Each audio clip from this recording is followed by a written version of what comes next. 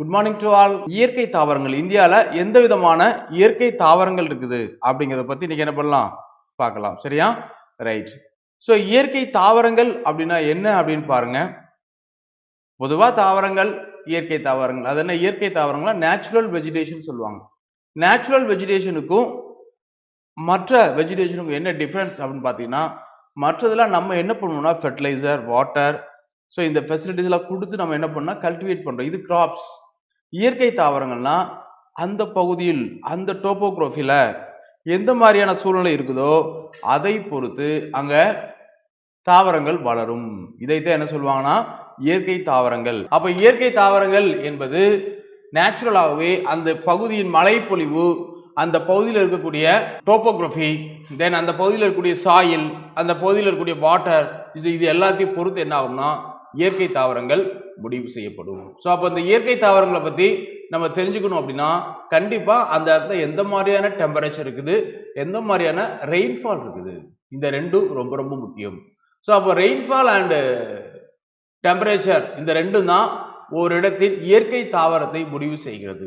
So நான் நேற்றுக்கே சொன்னேன், அச்சக்கோடு zero வந்து லேட்டிடியூட்ல இருந்து உங்களுக்கு 90 லேட்டிடியூட் வரைக்கும் எந்த மாதிரியான சுச்சுவேஷன் இருக்கும் அப்படின்னா டெம்பரேச்சர் வந்து ரெடியூஸ் ஆகிட்டே இருக்கும். தென் ரெயின்ஃபாலும் என்ன ஆகும்னா சேம் டைம் வந்து ரெடியூஸ் ஆகிட்டு இருக்கும். அப்போ அந்த 0 டிகிரியில இருக்கக்கூடிய அந்த பூமத்திய ரேகையில அந்த பகுதியில அதிகமான வெப்பநிலை, அதிகமான மழைப்பொழிவு இருப்பதால் அங்கு அடர்ந்த காடுகள் காணப்படும். ஸோ அங்க வெப்பநிலையும் அதிகமா இருக்குது, மழைப்பொழிவும் அதிகமா இருக்குது. அப்போ ஆட்டோமேட்டிக்கா என்ன ஆயிடும் அப்படின்னா அங்க டென்ஸ் ஃபாரஸ்ட் ரொம்ப ஹையா இருக்கும். மரங்கள் எல்லாம் பார்த்தீங்கன்னா அதான் கனோபி லேயர்னு சொல்லுவாங்க, அந்த அளவுக்கு அதிகமான மரங்கள் காணப்படும். ஸோ இந்த மரங்கள் காணப்படுவதற்கு முக்கிய காரணம் வெப்பநிலையும் அது இல்லாம மழைப்பொழிவும். So temperature and rainfall. ஓகேவா? ரைட். ஸோ இதே டெம்பரேச்சர் அண்ட் ரெயின்ஃபால் உங்களுக்கு போக போக போக போக என்ன ஆகணும், மேலே போக போக அப்படியே ரெடியூஸ் ஆகிட்டே இருக்கும். 90 டிகிரி போகும்போது ரெண்டுமே நில் ஆயிடும், ரொம்ப ஜீரோ ஆயிடும். ஸோ டெம்பரேச்சர் ரொம்ப குறைவா இருக்கும், மழைப்பொழிவும் ரொம்ப குறைவா இருக்கும். எங்க 90 டிகிரில, அந்த 0 டிகிரில இருந்து 90 டிகிரி மேல போக அதே மாதிரி கீழே வர சரியா? ஸோ அப்போ இந்த டெம்பரேச்சரும் ரெடியூஸ் ஆகுது, ரெயின்ஃபால் ரெடியூஸ் ஆகுது. அப்போ இந்த டென்ஸ் ஃபாரஸ்ட் எங்க இருக்குது? மெயினா வந்து ஃபாரஸ்ட் அப்படின்னாலே வேர்ல்டு லெவல்ல அதிகமா இருக்கக்கூடிய ஏரியா எதுன்னு கேட்டா ஒன்று வந்து சைபீரியன் ஃபாரஸ்ட்னு சொல்லுவாங்க, இன்னும் வந்து அமேசான் ஃபாரஸ்ட்னு சொல்லுவாங்க. இந்த சைபீரியன் ஃபாரஸ்ட் எங்க இருக்குன்னா ரஷ்யால இருக்குது. ஸோ இது எந்த லேட்டிடியூட்ல எந்த அச்சக்கோட்டில் லொக்கேட் ஆயிருக்கு அப்படின்னு பார்த்தீங்கன்னா வந்து கிட்டத்தட்ட வந்து 60 முதல் கிட்டத்தட்ட 55ல இருந்து ஆரம்பிச்சிடும், 55 முதல் 65 70 வரைக்கும் தான் இந்த சைபீரியன் ஃபாரஸ்ட் அதிக அளவு காணப்படும். அதே மாதிரி கீழே வந்து 0 டிகிரில இருந்து மேல ஒரு 10, 0 டிகிரில இருந்து கீழே ஒரு 10, இங்க ஒரு 20 டிகிரி லேட்டிடியூடுக்குள்ள அதிகமான மரங்கள் காணப்படும். அப்ப இந்த ரெண்டு ஏரியாவும் தான், இந்த அமேசான் ஃபாரஸ்டும் சைபீரியன் ஃபாரஸ்டும் தான் அதிகப்படியான மரங்கள் காணப்படும் இடம். அப்ப இங்க தான் அதிகமான மழை பொழிவு இருக்கிறது. ஒரு மரங்கள் வளர்வதற்கு, ஒரு மரம் ஒரு தாவரம் வந்து வளருதுன்னு வச்சுங்களேன், அதற்கு வந்து மெயினா வந்து என்ன வேணும் அப்படின்னா டெம்பரேச்சர் அண்ட் ரெயின்ஃபால். அதுல டெம்பரேச்சர் எதற்கு பயன்படுகிறது என்றால் அந்த மரத்தின் கடினத்தன்மையை முடிவு செய்வ, அது வந்து ரொம்ப சாஃப்டா இருக்குமா அல்லது ரொம்ப ஹார்டா இருக்குமா அப்படிங்கிறத டிசைட் பண்றது அந்த இடத்தோட டெம்பரேச்சர். இப்போ ஃபார் எக்ஸாம்பிள் ஊட்டியில் இருக்கக்கூடிய மரங்கள் எல்லாம் ரொம்ப சாஃப்டா இருக்கும், அதே மாதிரி ஈக்குவட்டோரியல் ரீஜன்ல இருக்கக்கூடிய மரங்கள் எல்லாம் ரொம்ப ஹார்டா இருக்கும். ஏன் அப்படின்னா மற்ற இடங்கள்ல இப்ப பாருங்க கருவேல மரம் வந்து ஊட்டியில் இருக்குமா? இருக்காது. ஏன் அப்படின்னா அதற்கான டெம்பரேச்சர் ஊட்டியில அவைலபிலிட்டி இல்லை. சரியா? அப்ப டெம்பரேச்சர் அதிகமா இருந்தா அந்த மரத்தின் தன்மை, கடினத்தன்மை, ஸோ அல்லது சாஃப்ட்னஸ், இதுல இந்த ரெண்டுல எது இருக்குது அப்படிங்கிறத டிசைட் பண்றத இந்த டெம்பரேச்சர் தான் முடிவு பண்ணுது. அதே மாதிரி ஒரு மரத்தின் உயரத்தை முடிவு செய்வதில், ஒரு மரம் வந்து எவ்வளவு உயரமா வளரப்போகுது, ஒரு தாவரம் எவ்வளவு உயரத்து வரைக்கும் வளரும் அப்படிங்கிறத முடிவு செய்யறதை யார் முடிவு செய்வானா அந்த இடத்துல இருக்கக்கூடிய ரெயின்ஃபால், வாட்டர் அவைலபிலிட்டி. ஸோ அங்க அதிகமான வாட்டர் ஃபெசிலிட்டிஸ் இருந்துச்சுன்னா கண்டிப்பா அங்க இருக்கக்கூடிய மரங்கள் அப்படி இருக்கும், ரொம்ப ஹைட்டா இருக்கும். வாட்டர் ஃபெசிலிட்டிஸ் ரொம்ப குறைவா இருந்துச்சுன்னா அந்த மரங்கள் எல்லாம் ரொம்ப ஷார்ட் ஆயிடும். அப்போ ஒரு மரத்தினுடைய உயரத்தை முடிவு செய்வது மழைப்பொழிவு, ஒரு மரத்தினுடைய ஒரு தாவரத்தினுடைய ஹார்ட்னஸை முடிவு செய்வது அங்க இருக்கக்கூடிய டெம்பரேச்சர். அப்ப இந்த ரெண்டு பேரும் சேர்ந்து தான் ஒரு தாவரத்தை உருவாக்குறாங்க. ஆனால் பல தாவரங்கள் இணைந்துதான் இந்த விலங்குகளை உருவாக்கியது, இந்த மனிதனை உருவாக்கியது. அதை நம்ம யாருமே இதுவரைக்கும் புரிஞ்சுக்கிறது இல்லை, தெரிஞ்சுக்கிறதும் இல்லை. ஏன் அப்படின்னா, எப்படி உருவாக்குது? தாவரங்கள் எப்படி மனிதர்களை உருவாக்குச்சு, விலங்குகளை உருவாக்குச்சுன்னா, இந்த பூமியில முதலாக தோன்றும் பொழுது மற்ற வாயுக்கள் எல்லாம் இருந்துச்சு. ஆனா ஆக்சிஜன் இருந்துச்சா? இல்லை. ஆக்சிஜன் எங்க இருந்தா வந்துச்சு? தாவரங்கள் என்னைக்கு போட்டோசிந்தசிஸ் அந்த வேலையில சுவாசம் பண்ண அதுக்கு உணவு சேகரிக்க ஆரம்பிச்சதோ அந்த நாள் முதல் தான் ஆக்சிஜன் வெளியாக ஆரம்பிச்சது. ஸோ இந்த ஆக்சிஜன் வெளியானோடனே இதே அதுக்கு தேவையானது, அந்த தாவரங்களுக்கு தேவையானது கார்பன் டை ஆக்சைடு. அந்த கார்பன் டை ஆக்சைடை உள்ளிழப்பதற்கு அல்ல அந்த கார்பன் டை ஆக்சைடை தயாரிப்பதற்காக தான் விலங்குகள் தானாகவே உற்பத்தி செய்யப்பட்டது, உருவானது. அதற்கப்புறம் தான் விலங்குகள் எங்க உருவாச்சுது? பூமியின் மேற்பரப்பில் உருவானது. அதற்கு முன்னர் வரைக்கும் இந்த விலங்குகள் உருவாகலை. அப்போ முதலில் உருவான தாவரம் எதுன்னு கேட்டா நீலப்பச்சை பாசி, ப்ளூ கிரீன் ஆல்கேன்னு சொல்லக்கூடிய ஃபர்ஸ்ட் பிளான்ட் எங்க உருவாச்சுன்னா வாட்டர்ல உருவாச்சு, சீல உருவாச்சுது. அதுக்கப்புறம் லேண்ட்ல உருவான முதல் உயிர் எதுன்னு கேட்டா அது பாக்டீரியா. நிலத்தில் உருவான முதல் உயிர் பாக்டீரியா. நீரில் உருவான முதல் உயிர் எதுன்னு கேட்டா ப்ளூ கிரீன் ஆல்கே. மறந்துடாதீங்க. ஸோ அப்போ முதலில் தாவரங்கள் தான் உருவானது. தாவரங்கள் உருவான பிறகு அதனுடைய ஆக்சிஜனை சுவாசம் பண்ணுவதற்கும் அதற்கான கார்பன் டை ஆக்சைடை உற்பத்தி செய்வதற்கும் ஒரு சைக்கிளிங் ப்ராசஸ் வேணும் அப்படிங்கிறதுக்காகத்தான் இந்த விலங்குகள் உருவாக்கப்பட்டது. அந்த விலங்குகளில் ஒன்றுதான் மனிதன். மனிதனுக்கு மட்டும்தான் 6 அறிவு உள்ளது. ஸோ இந்த மனிதன் தற்பொழுது என்ன பண்ணிட்டு இருக்கான் அப்படின்னு பார்த்தீங்கன்னா இந்த தாவரங்களை அழித்து கொண்டிருக்கிறான். இது நம்மளுடைய இயற்கை சூழலுக்கு உகந்ததல்ல, மிகவும் மோசமான ஒன்று.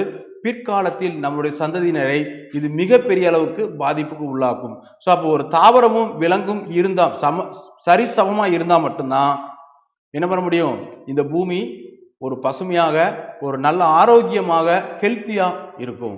சப்போஸ் தாவரங்கள் முழுவதும் அழிக்கப்படும் பட்சத்தில் இந்த பூமியில் இருக்கக்கூடிய அந்த ஆவரேஜ் மிஸ் ஆகி என்னாகும்? கண்டிப்பா மிகப்பெரிய தாக்கத்தை நம்ம ஏற்றுக்கொள்ளக்கூடிய சூழ்நிலை பிற்காலத்தில் உருவாகும். ஸோ அதனால தாவரங்கள் என்பது ரொம்ப ரொம்ப முக்கியமானது. அதுவும் இயற்கை தாவரம் என்பது ரொம்ப ரொம்ப முக்கியமானது. சரியா? ஸோ அதனால இயற்கை தாவரங்களை என்ன பண்ணக்கூடாது? அழிக்கக்கூடாது. ஒரு மரத்தை வெட்டினால் குறைந்தது 2 மரமாவது அதிகப்படியாக நம்ம நட வேண்டும் அப்படிங்கிற தாட்டை மைண்ட்ல வச்சுங்க. அப்ப நேச்சுரல் வெஜிடேஷன் என்பது ரொம்ப ரொம்ப முக்கியமானது, மறந்துடாதீங்க.